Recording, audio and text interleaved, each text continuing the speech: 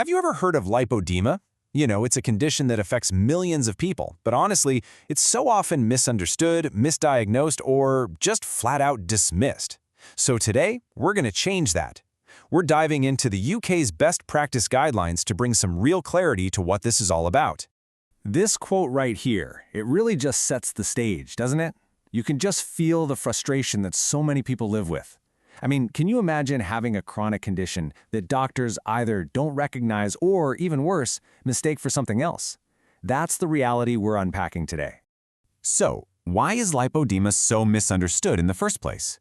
Well, this first section really gets to the heart of the patient's journey, and it explores the massive challenges they face, often for years, before they even get a proper diagnosis.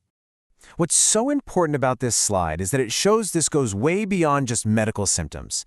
We're talking about a huge hit to someone's quality of life, the daily struggle of just trying to find clothes that fit, the social stigma, that feeling of hopelessness. You know, these aren't just side effects. They are absolutely central to living with lipedema. It's a heavy burden both physically and emotionally. Okay, so let's switch gears and build a really clear foundation. To fight all the misinformation out there, we need a solid clinical understanding of what lipedema actually is. All right, here's the key takeaway. Lipedema is a disorder of fat tissue. The name itself literally means fat swelling. And this is crucial. It's not about fluid retention, and it's not the same as general obesity. It's a completely distinct chronic condition where the body builds up fat tissue in a very specific and often painful way. And these are the classic telltale signs. First off, it almost exclusively affects women, and it often kicks in during major hormonal shifts, think puberty or pregnancy. There's also a big genetic component. Get this, up to 64% of patients have a family history. And notice the distribution. It's always symmetrical, affecting both sides of the body equally, but it almost always spares the hands and feet. And these images really show that lipoedema isn't a static thing. It can absolutely progress over time. On the left, you see stage 1. The skin might look pretty smooth, but you can feel small nodules underneath. Fast forward to stage 3 on the right, and that tissue has changed dramatically. It's formed these large lobular fat deposits that can really distort the shape of the limbs. This brings us to the #1 point of confusion. For decades, so many patients were just told, oh, you just need to lose weight. But lipedema is not the same as general obesity, and it is so important to understand why. Right, this is the million-dollar question. Answering this is not just validating for patients, but it's also critical for clinicians trying to make the right diagnosis. And the differences, they're actually pretty clear. This table just breaks it down perfectly.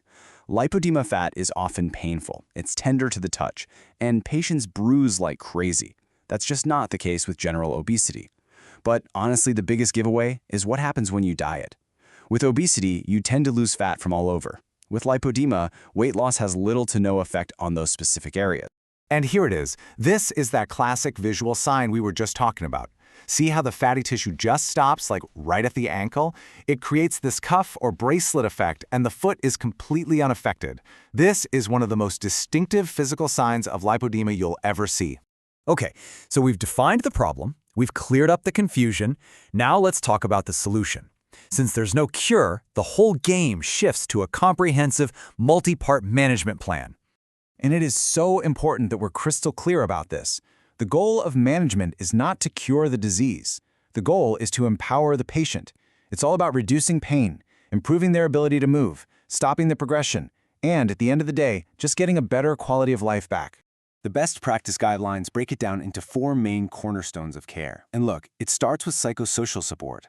That's how critical it is. Then you get into the practical tools, a healthy lifestyle, good skincare to protect that fragile skin, and a really key intervention that we'll dig into next, compression therapy. Now, the purpose of these lifestyle changes is a really important mindset shift. Healthy eating isn't about trying to shrink the lipedema fat. We know that doesn't really work. It's about preventing the gain of additional non-lipedema fat. And gentle exercise, especially stuff like swimming or water aerobics, is amazing because it supports the joints, it can reduce pain, and it helps with lymphatic flow, all without causing more strain. Compression can be an absolute game changer, but you have to know that not all garments are the same. Circular knit, that's the kind of thing you might find off the shelf. It's thinner, it's great for early stages. But for more advanced lipedema, where the limbs are more distorted, flat knit is way better. It's a thicker, custom-made fabric that gives real support without painfully cutting into skin folds. Getting the right type is everything. All right, so you've tried all the conservative management. What's next? Well, for some people, there are more advanced options on the table, offering another level of hope. Let's be really clear. Liposuction for lipoedema is not a cosmetic procedure. It's a functional surgery. It's designed to physically remove the pathological fat tissue, which can massively reduce pain and improve a person's ability to just move around. But it's a huge step and it needs a ton of careful thought. And the guidelines are super clear about this. Liposuction is not a quick fix, and it is definitely not a cure.